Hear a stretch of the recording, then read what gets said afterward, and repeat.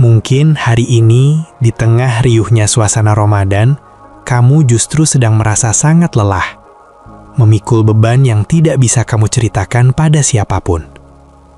Rasanya sesak, karena meski di bulan yang penuh berkah ini kamu sudah melakukan segalanya dengan benar, ketenangan itu masih terasa sangat jauh. Istirahatlah sejenak, kamu tidak harus terlihat kuat sendirian di sini. Banyak dari kita berdiri 5 waktu di hadapan Allah, terlebih di malam-malam tarawih yang panjang. Kita membaca Al-Quran setiap hari, bahkan melaksanakan ibadah sunnah dengan tekun. Namun anehnya, ketenangan yang dijanjikan tak kunjung datang. Masalah tetap menumpuk, hati masih gelisah, hubungan dengan keluarga penuh konflik, dan perilaku kita sehari-hari seperti tidak ada hubungannya dengan ibadah yang kita lakukan. Pernahkah saudaraku mengalami kondisi seperti ini? Jika iya, maka kita perlu merenungkan lebih dalam tentang apa yang sebenarnya terjadi dengan ibadah kita, terutama puasa dan sujud kita di bulan suci ini. Ibadah bukan sekedar ritual yang kita selesaikan untuk menggugurkan kewajiban. Ibadah adalah perjalanan hati menuju Allah yang harus tercermin dalam setiap detik kehidupan kita.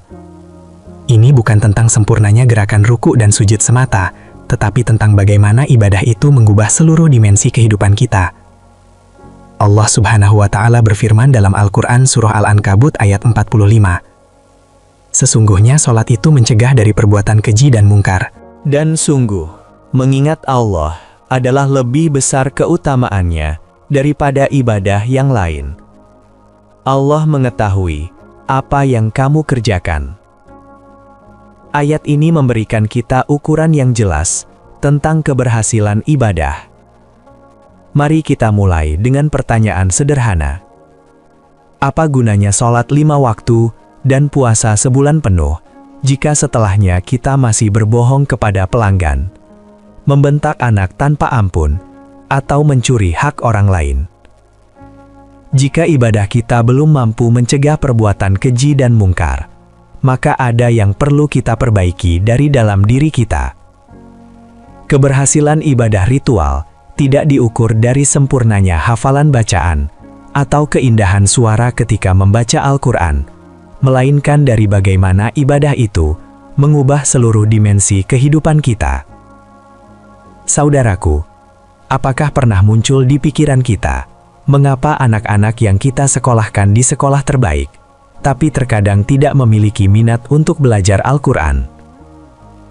Atau mengapa kita sibuk mengejar dunia, tapi melupakan kewajiban mendidik anak-anak tentang dasar-dasar agama dan akhlak yang baik?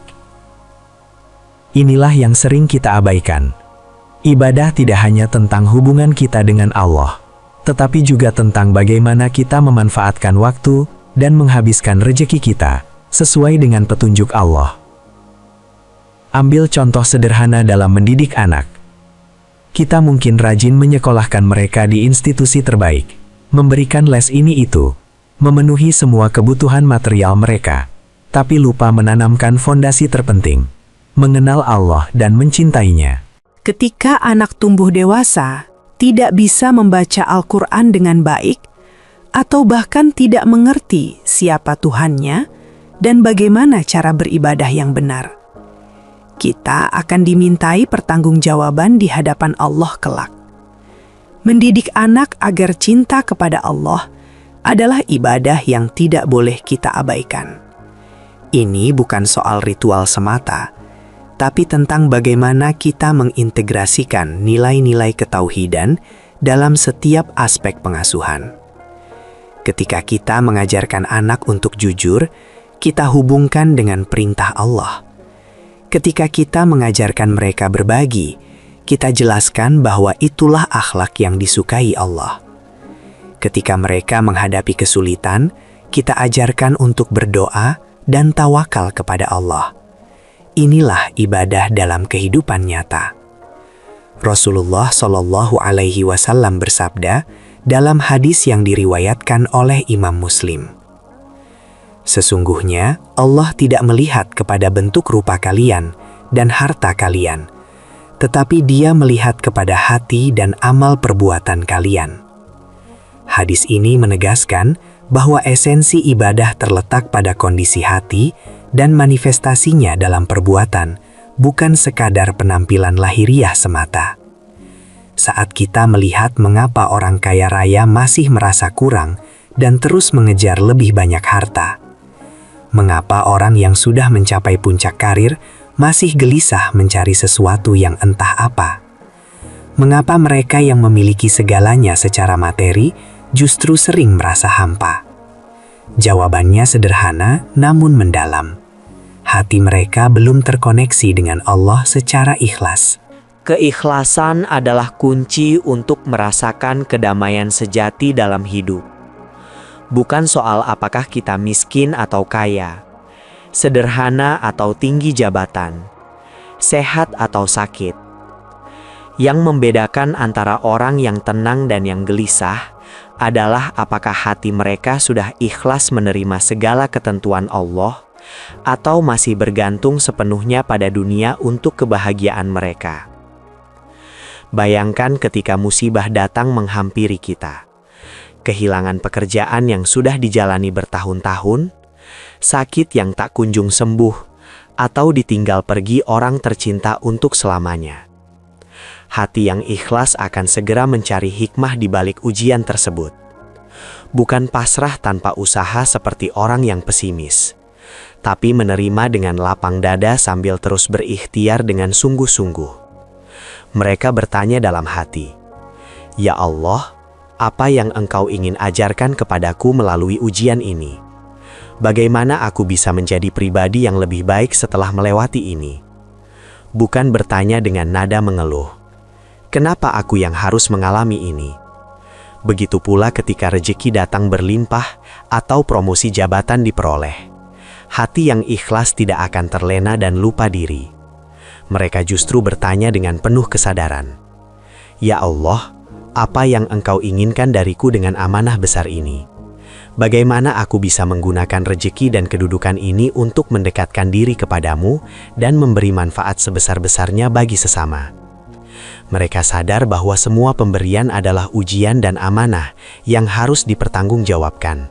Inilah perbedaan mendasar antara orang yang terkoneksi dengan Allah dan yang tidak.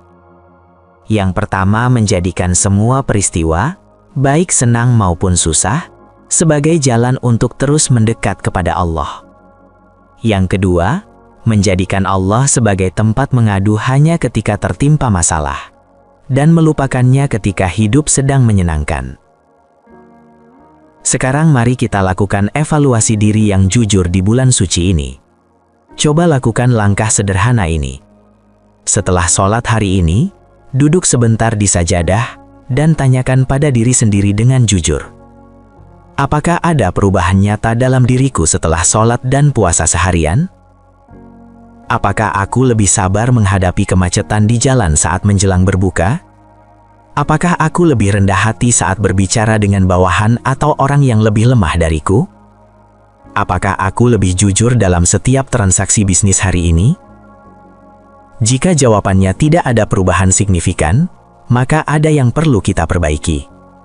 Bukan berarti sholat dan puasa kita tidak sah secara syariat. Tapi niat dan kedalaman spiritual ibadah kita masih perlu ditingkatkan, agar kita tidak sekadar mendapatkan lapar dan dahaga saja. Ibadah yang benar akan selalu menghasilkan transformasi perilaku, sekecil apapun perubahan itu. Ada contoh menarik untuk direnungkan. Ada orang yang hartanya melimpah ruah, jabatannya tinggi dan dihormati banyak orang, kesehatan prima, tapi masalah hidupnya tidak pernah selesai. Rumah tangga goyah, anak-anak bermasalah, atau bisnis selalu ada saja hambatannya. Ini bukan berarti mereka kekurangan dari sisi materi, tapi mereka kekurangan pendekatan yang benar kepada Allah Subhanahu wa Ta'ala. Sebaliknya, ada orang yang hidup sederhana secara materi, tapi hidupnya penuh keberkahan. Keluarga harmonis, anak-anak soleh, pekerjaan lancar, meski penghasilan pas-pasan. Apa bedanya? Pendekatannya kepada Allah yang menjadi prioritas utama. Inilah yang paling menggetarkan hati dan memberikan harapan besar di bulan Ramadan ini. Orang yang taubat dari dosa, sekecil atau sebesar apapun dosanya, memiliki kedudukan yang sangat istimewa di sisi Allah Subhanahu wa Ta'ala. Al-Quran tidak hanya menyebutkan mereka sebagai orang yang diampuni dan dimaafkan, tetapi Allah menyebut mereka dengan sebutan yang mulia, ibad, hamba yang sedang beribadah kepadanya. Coba bayangkan saudaraku, seseorang yang tadinya tenggelam dalam berbagai macam dosa, jauh dari masjid, tidak pernah sholat, terlibat dalam kemaksiatan. Kemudian suatu hari di bulan Ramadan hatinya terketuk, dan dia bangkit untuk kembali kepada Allah.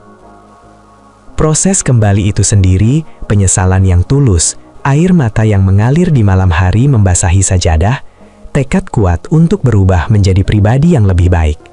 Semua itu bernilai sebagai amal soleh yang berpahala besar di sisi Allah. Ini menunjukkan betapa luasnya rahmat dan kasih sayang Allah kepada hambanya. Dia tidak hanya menghargai orang yang sejak lahir sudah taat dan istiqomah, tapi juga memuliakan orang yang pernah jatuh dalam kesalahan namun berusaha bangkit kembali. Bahkan dalam sebuah hadis qudsi yang sangat indah, Allah berfirman yang artinya, "Sesungguhnya aku lebih senang dengan taubat hambaku daripada seseorang di antara kalian yang mendapati kembali untanya yang hilang di tengah padang pasir yang tandus." Pesan ini sangat penting dan menjadi harapan besar bagi siapa saja yang merasa dirinya sudah terlalu banyak berbuat dosa, terlalu jauh dari jalan Allah, terlalu kotor untuk kembali kepadanya. Tidak ada dosa yang terlalu besar untuk diampuni oleh Allah, asalkan ada kemauan tulus untuk tobat dan berubah menjadi lebih baik.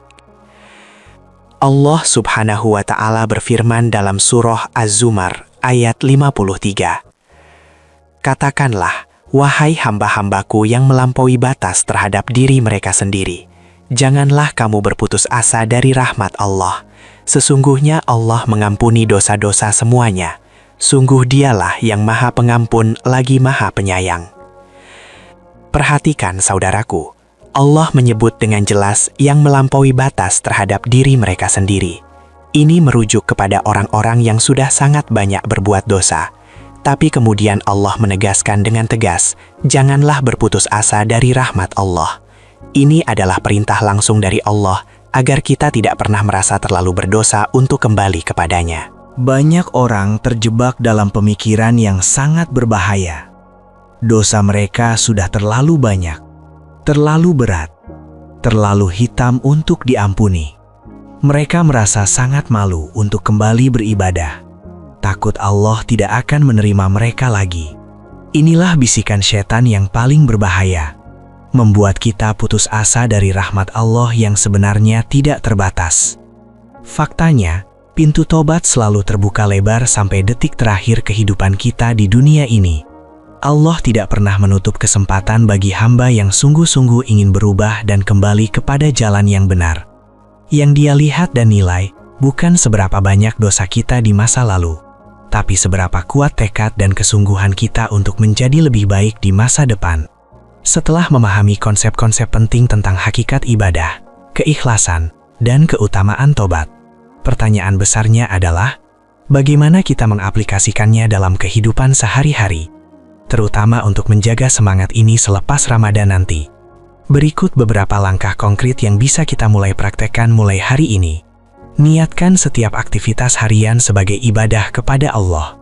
Ketika bekerja mencari nafkah, niatkan untuk mencari rezeki halal demi bisa beribadah dengan tenang dan menafkahi keluarga. Ketika memasak hidangan berbuka untuk keluarga, niatkan sebagai bentuk kasih sayang yang diperintahkan Allah. Ketika belajar atau mencari ilmu, niatkan untuk menambah pengetahuan yang bermanfaat. Dengan cara berpikir seperti ini, seluruh hidup kita berubah menjadi ladang ibadah yang terus mengalirkan pahala. Latih keikhlasan dalam hal-hal kecil setiap hari. Mulai dari menerima kritik tanpa bersikap defensif, memberi bantuan tanpa mengharap pujian, membantu orang lain tanpa perlu dipublikasikan di media sosial. Keikhlasan bukanlah sesuatu yang datang secara instan, tapi hasil dari latihan terus-menerus yang membutuhkan kesabaran dan konsistensi.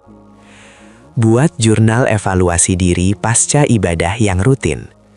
Setelah sholat subuh setiap pagi di waktu sahur, catat 1 atau 2 perilaku yang ingin diperbaiki pada hari itu. Setelah sholat Isya dan tarawih di penghujung hari, evaluasi dengan jujur apakah berhasil memperbaikinya atau belum. Proses refleksi seperti ini akan membantu kita lebih sadar akan transformasi yang sedang terjadi dalam diri kita. Perbanyak dzikir dan doa dalam setiap aktivitas sehari-hari.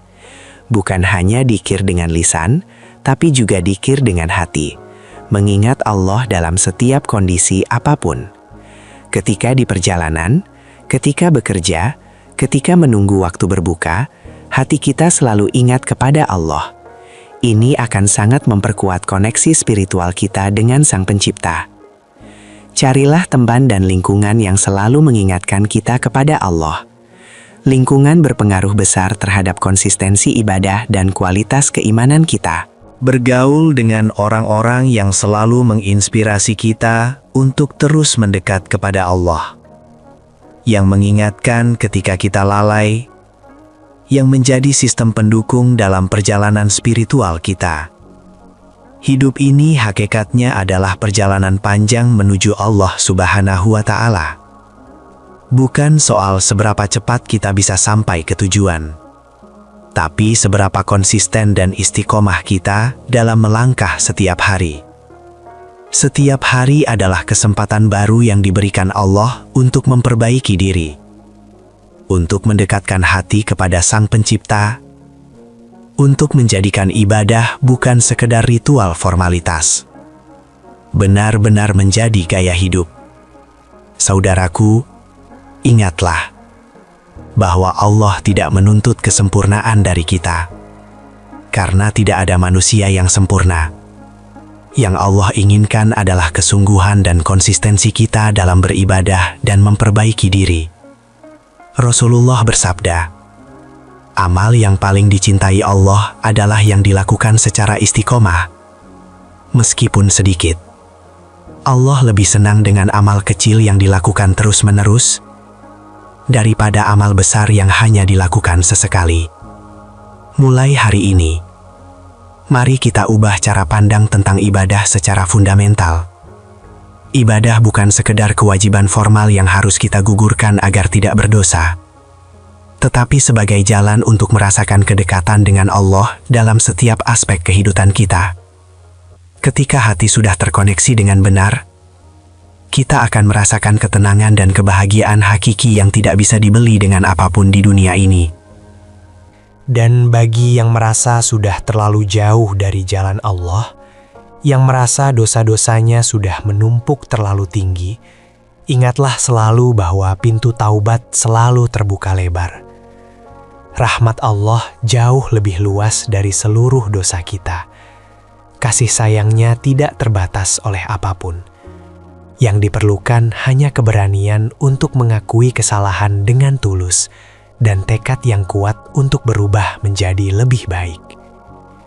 Semoga di bulan Ramadan ini, kita semua menjadi hamba Allah yang tidak hanya rajin beribadah secara ritual belaka, tapi juga benar-benar merasakan manisnya keimanan dalam setiap detik kehidupan kita.